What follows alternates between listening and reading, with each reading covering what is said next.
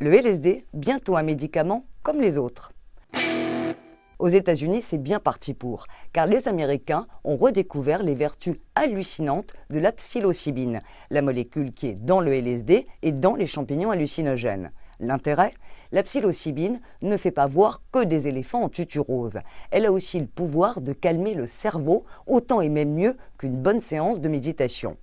En plus, magie, elle a le super pouvoir de faire repousser les neurones. Miraculeux, car en cas de dépression, tout se rabougrit sous le ciboulot, les synapses comme les neurones. Mais grâce à cette molécule, tous les câblages se refont.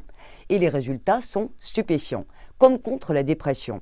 Les études américaines montrent que le taux d'anxiété recule de 80% en seulement 6 mois. Ça marche aussi à fond contre les addictions à la nicotine et à l'alcool. 8 fumeurs sur 10 stoppent définitivement la cigarette, un record. En prime, comme le LSD et les champipis sont des psychotropes, il n'y a aucun risque d'addiction ou même d'overdose. Mais alors pourquoi avoir interdit si longtemps cette chère psilo ? Eh bien à cause de la mauvaise réputation de son ami le LSD dans les années 70.